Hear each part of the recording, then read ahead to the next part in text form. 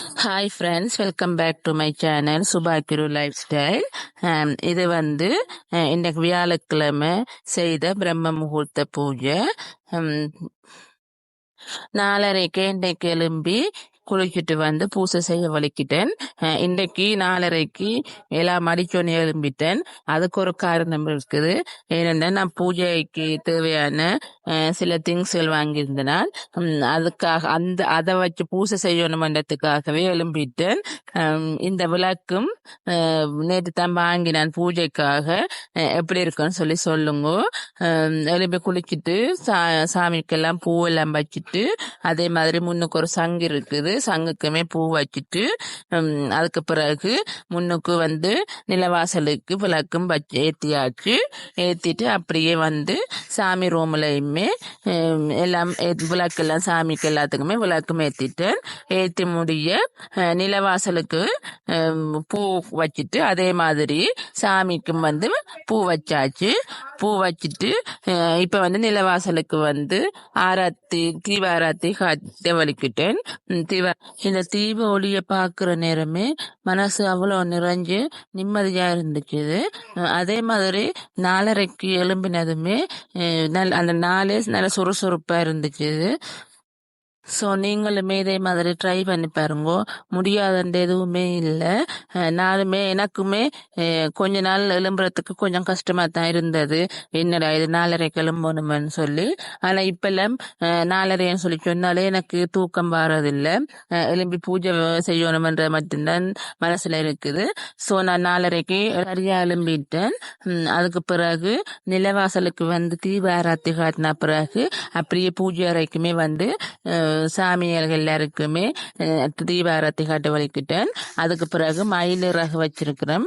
மயிலிறகு வீட்டில் வச்சிருந்தா நல்ல மனு சொல்லுவினோம்.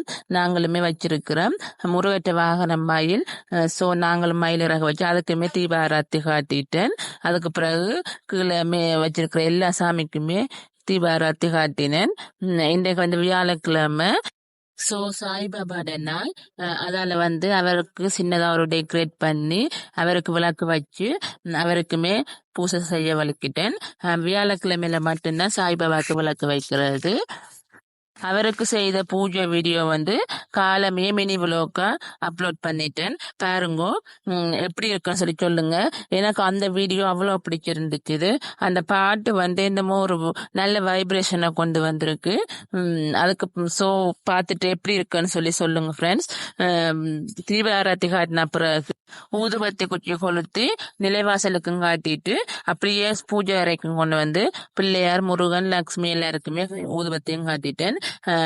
நான் வந்து பூஜை செய்யற நேரமே மயிலிறகு வந்து லேசா எப்பயுமே ஆடிக்கொண்டே இருக்கும். ஸோ எனக்கு அது வந்து ஆசீர்வாதம் பண்ற மாதிரியே இருக்கும். என்னைய இது ஒருக்கா நடக்கல, நான் ஒவ்வொரு பூஜை செய்யற நேரமே அது நடந்திருக்குது.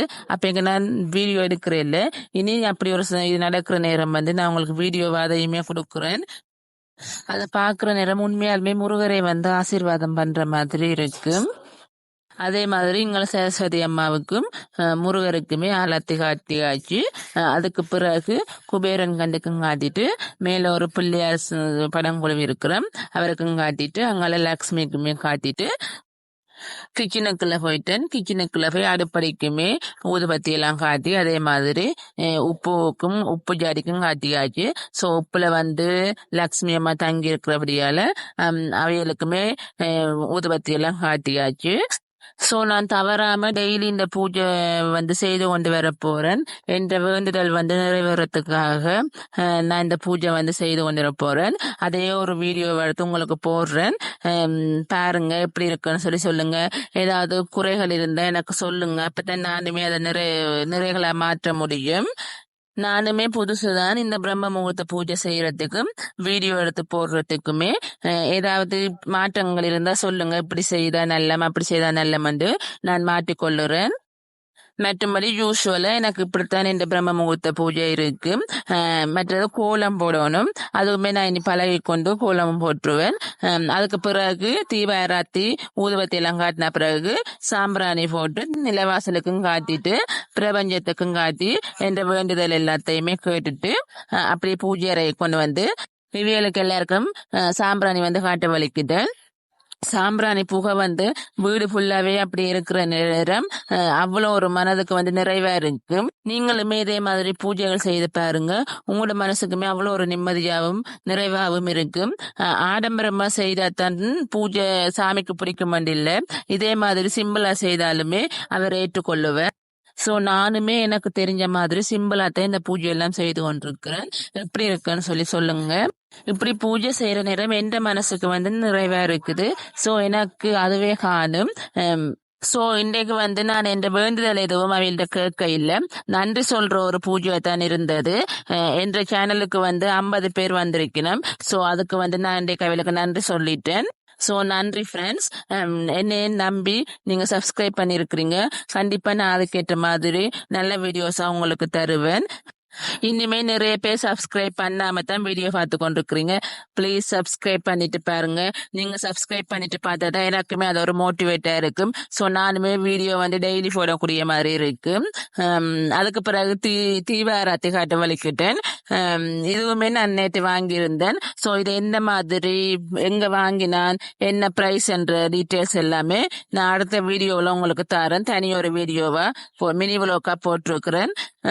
கற்பூர ஆராத்தி நிலைவாசலுக்குமே காட்டிட்டு அது அப்படியே கொண்டு போய் பூஜை அறைக்குமே காட்டிட்டேன். நாளைக்கு வந்து பங்குனி உத்தரம்.